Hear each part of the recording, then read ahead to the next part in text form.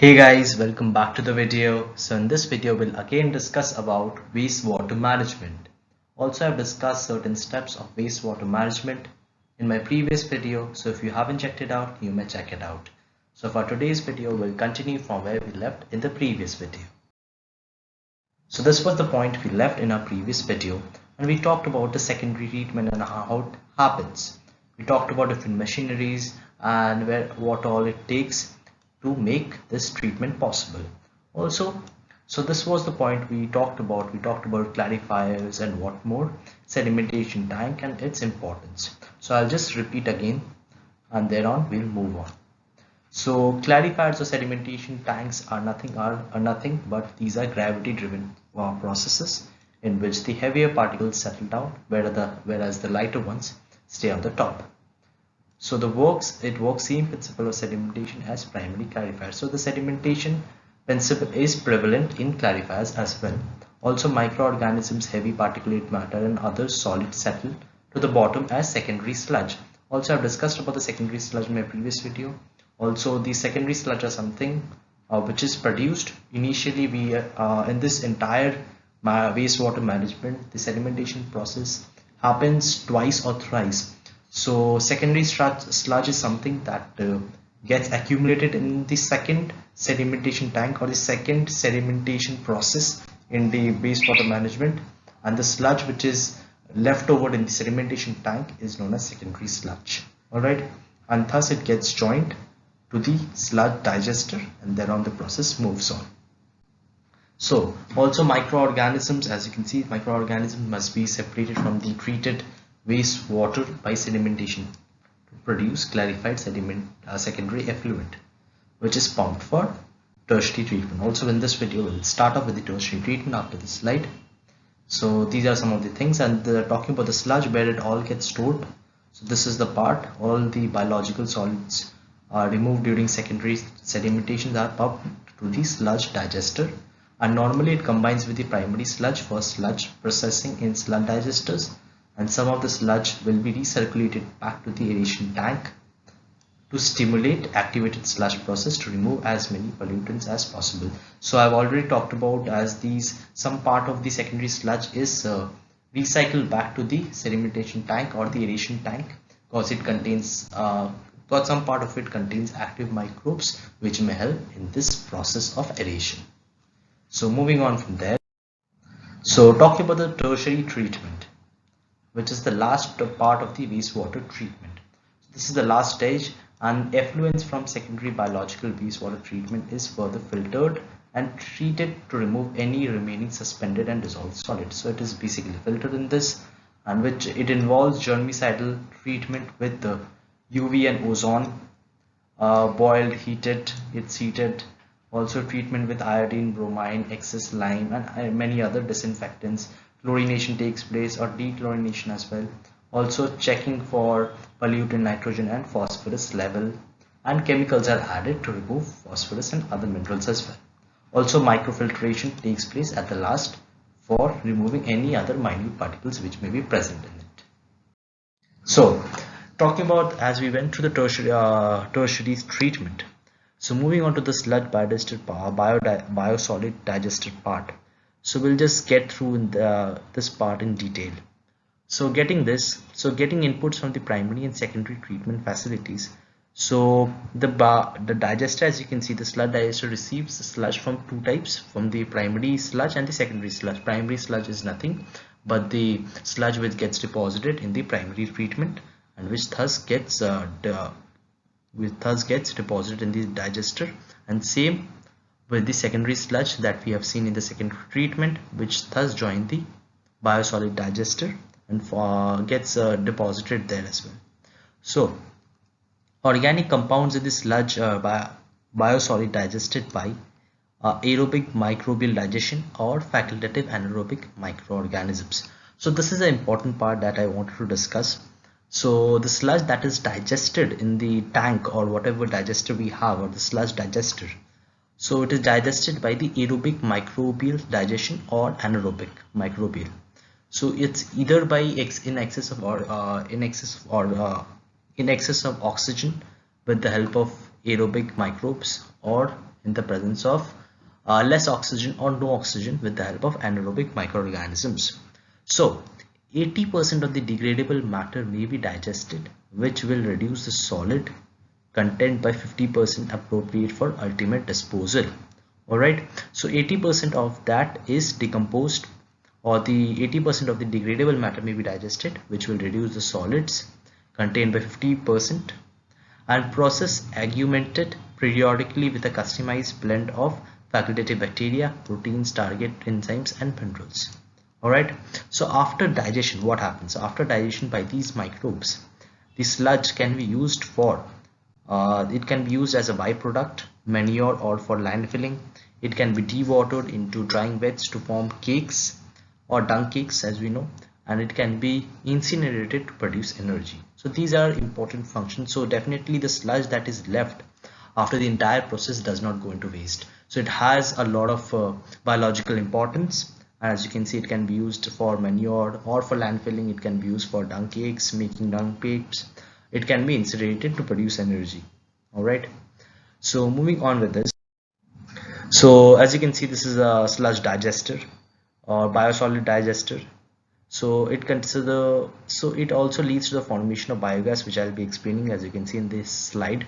So typically methane or CH4 is present at a percentage of about almost 60%, and CO2 is present 40%. So biogas is formed. How it is formed? So biogas is nothing but a composition of methane and carbon dioxide. Alright, so how biogas is formed? So these two gases is produced during the sludge digestion, alright, and can be recovered as an energy source. Alright, so this is a digester. Alright, so with the help of these aerobic and anaerobic bacteria or microbes, all the sludge that is decomposed or deposited here gets degraded or decomposed, and thus it leads to the formation of biogas at the top, as you can see. And biogas is nothing but a mixture of methane and carbon dioxide. Also, anaerobic sludge digesters are typically 7 to 14 meters deep, and residence time in a digester is 10 to 60 days. That varies based on size and grade of the sludge, and less time needed for high rated digesters, which involves nicely mixing, and all of the facilities are available because of the presence of a high yield reactor. Also, in small sewage treatment plants, sludge is processed in sludge lagoons, directly on sludge drying beds, or in process storage as in stabilization ponds.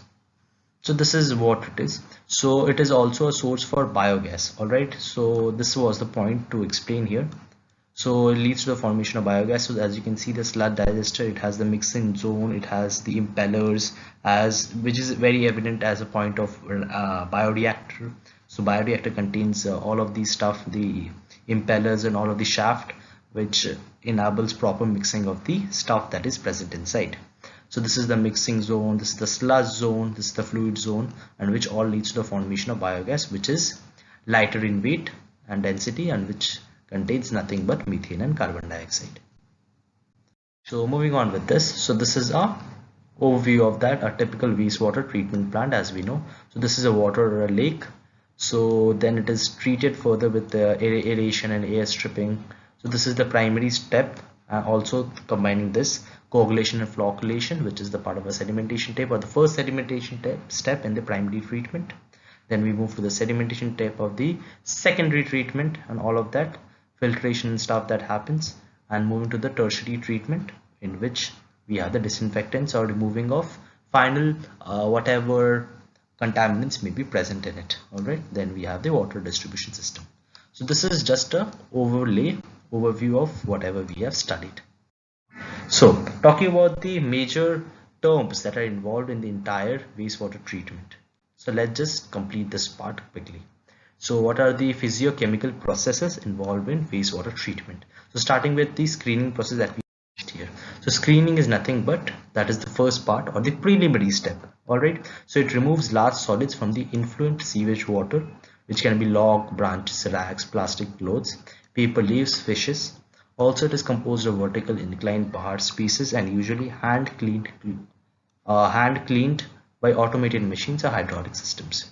Also screens are different sort of these are some sort of sizes depending on the sizes of the contaminants or the material or the solids. So cores, maybe these can be core screens which has a size of about 6 to 150 millimeter bar screens. Fine can be less than 6, micro can be 0.5 nanometer bar screens. So depending on the size of the solids or contaminant, we can screen them. All right, and fine and micro screens may not be suitable due to possibility of clogging. All right, so definitely it may clog at some point of time due to if the screening process goes too fine or removes very fine particles as well. All right, so used to remove suspended solids from the secondary effluents. So this is screening is something that is used to remove the larger or major particles that are present in it. Moving from this screening, as you can see, the velocity through the screen is maintained preferably at 0.6 meter per second, but not less than 0.3 meter per second to prevent grit decomposition at the bottom of the screen. All right, so these are all the parts. All right, so moving to the second part, which is the communicator. So communicator comes under preliminary as well. So communicator is nothing but it's a grinding device, as you can see in the brackets. So it basically cuts down or breaks down bigger particles that are present in water, and it is a device that shreds coarse solid materials and return these materials into wastewater flow. Also, it is mechanically cleaned and results in more scum in our digester. Also usually recommended for sewage treatment plants. Also, so coming to the third part, which is the primary treatment. All right, so in this, the small particles that may pass through filters and settle too slowly to be removed by sedimentation. So this is the part coagulation coagulation and flocculation, both of them comes in sedimentation to facilitate the process of sedimentation. All right, so these are nothing but in coagulation what happens is the chemicals such as alum, which are positively charged. All right, so alum is added, which is positively charged, and which what it does is it neutralizes the negative charge on the particle. So all of the negative charge that are, or all of the contaminants which are negatively charged are attracted to the alum, which is positively charged.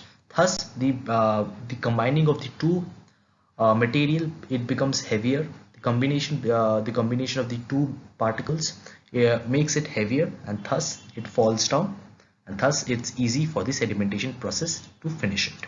Already you can see the coagulation addition or the alum addition, and these are all of the impurities which are negatively charged. So these two combine, as you can see, through these combination cause them to be heavy, and these being heavy, thus they fall down, and thus they accumulate at the bottom. All right, so thus the particles can stick together to form bigger particles and more easily precipitated and removed. All right, so thus can be they easily removed. The process may carry on. So some of the coagulants here are discussed, as you can see: aluminium sulfate, ferrous sulfate, ferric sulfate. All right, and lime, we have aluminium salts are cheaper, but iron salts are more effective over wide pH range. Also, factors for choosing a coagulant. So easily available in dry and liquid forms. It should be cheaper, definitely a cheaping. It should be cheaper, because if the coagulant is very costly or on the higher side, people won't tend to purchase it. So they have to think of a different alternative to facilitate sedimentation, or sedimentation to take a longer period of time without coagulation. All right, so it should be fast and less harmful for the environment as well.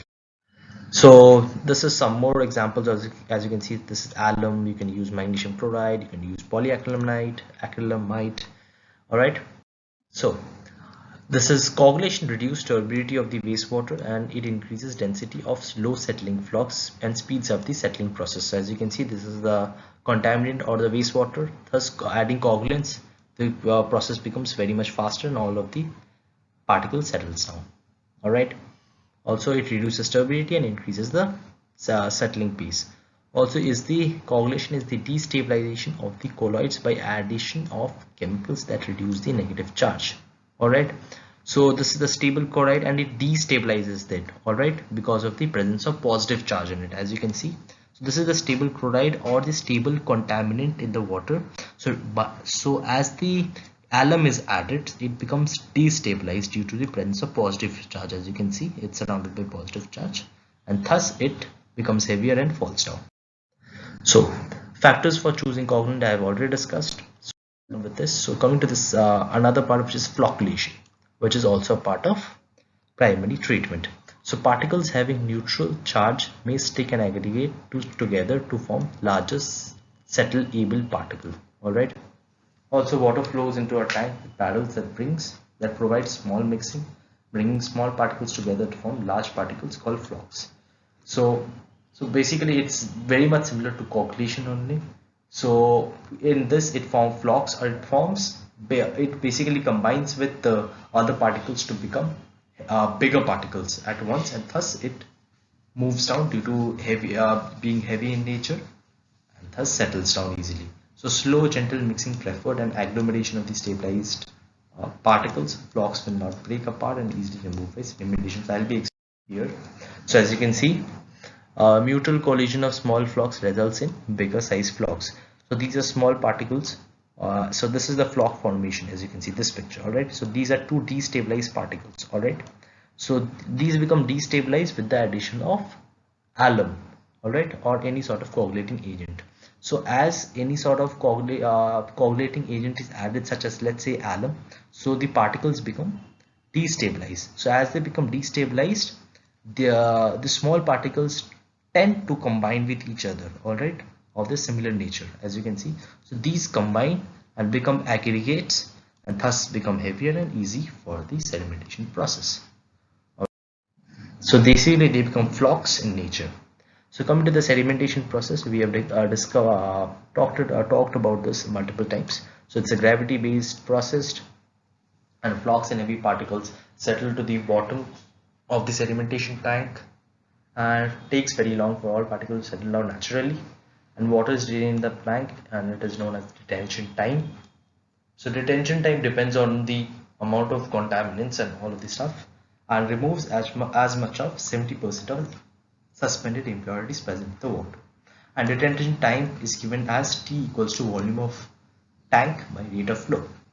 Also, factors of under which sedimentation depends is size and shape of the particle, specific gravity of the particle, horizontal velocity of flow, and greater the velocity, lower the sedimentation. Also temperature, higher the temperature, lower is the viscosity, and greater is the sedimentation rate. These are some of the sedimentation properties, as you can see. So this is the flock formation, which helps in the sedimentation process. So this is just a basic diagram for this. It is far more easier. So coming to the next process, which is the filtration process in the wastewater treatment. The filtration apparatus is a concrete box which contains sand, which does the filtering, gravel, which keeps the sand from getting out, and under drain, where the filtered water exists. So this is how we can see. So this is the basic picture of a filtration process. So this is the inlet. We add all of the stuff, all of the contaminants, or all of the water, wastewater. So it contains a layer of sand. Then we have the layer of gravel. Then we have the outlet here. After whatever we get is the effluent of the filtrate. This is the filtrate part. All right. So after the filter is operated for a while, sand becomes clogged with particles and must be backwashed. All right. So the reverse pressure is given so that it can be, so the pressure is so that the pressure is released, and so that the filtrate is again formed. The filtration process is again carried out. Also, backwashing is flow through the filter is reversed to the clean filtered bed and reduce clogging. So definitely the pressure is this side. So to backwash, the pressure will be on the opposite side, so that the sal gets loose somewhere on the side, so that with the help of backwashing, and gravel becomes loose and sand becomes loose, so that the clogging is reduced to an extent. Also, particles are lighter than sand, so they rise up and are flushed from the system. And when backwashing is complete, the sand settles down onto the gravel and flow is reversed, and the process begins again. Also, filter sand should be uniform size up to 0.2 to 0.3 millimeters, and slow filters is bigger in size definitely. and free from dirt and other impurities, and gravels are hard, durable, and all of the stuff that you can see. So talking about the next process, which is skimming. So skimming is nothing but removal of oily substances or greasy substances on the top of the layer. So as you can see, the oil layer that is formed on the top. So oil never sinks in the water, as we know, because of its property. So skimming is a process used to remove oil or any greasy substance that may be present in the water. So it's the removal of floating material like oil, fat, grease that rise and remains at the surface, which remains at the surface as scum. So this is accumulation of oil or any other greasy substance is known as scum, and they need to be removed as they interfere with the other processes of sewage treatment. So coming to the next part, which is softening. Softening of water is definitely important for health issues as well. So the water cannot be left hard, so it needs to be softened. So water hardness is hard water composes of relatively large amounts of bicarbonates and carbonates, and temporary hardness is due to dissolved bicarbonates of calcium and magnesium ions. Permanent hardness is due to dissolved sulfates and chlorides of calcium, magnesium, ferrum, of iron, aluminium, and sodium. Also, effect is hardness causes scaling on water pipes, boilers, atopic eczema, or tasting drinking water. So as you can see, water cannot be left hard as it has many lots of consequences that needs to be faced on the entire process. All right, so the pipes cannot withstand hard water for a long time as they become scaled, and it causes a different sort of problems as the water is hard. So it needs to be softened. All right, so it involves addition of chemicals such as lime, calcium oxide, and sodium carbonate. All right, so they cause precipitation of calcium and magnesium. All right, so this is the reaction of water softening. So you can note it down by pausing the video. Also, so other method to soften is addition of chelating agent, EDTA or sodium phytic acid, citric acid, ion exchange, resin method, zeolite process, distillation, reverse osmosis. So these are some of the just process you may remember. So moving on with this, so we have the absorption process or removal of synthetic organic chemicals. So water supplies can be contaminated with synthetic organic chemicals from the agriculture runoff or commercial industrial sources. Alright, and these chemicals are not efficiently removed by the simpler water treatment processes. So herein comes the process of adsorption. Alright, so removal of synthetic organic chemicals are removed with the help of adsorption, and they can be removed by passing the water through a layer of activated carbon. So as you can see, so layer of activated carbon, it needs to pass through a layer of activated carbon so that all of the synthetic organic chemicals are removed, and they are adsorbed over activated carbon only, or charcoal. You can say activated carbon is charcoal only. Also used in municipal as well as home drinking water treatment, and removes color and odor. So talking about the last part, which is the disinfection. So disinfection, as we know, chlorination, UV, ozone treatment with all of these UV rays or ozone or any such disinfecting agent. And other methods under disinfection we have is electrodialysis, reverse osmosis, and distillation. So let's just keep this video till here. Hope you enjoyed it. I'll be back with another video very soon. So stay tuned, and thank you for watching this video.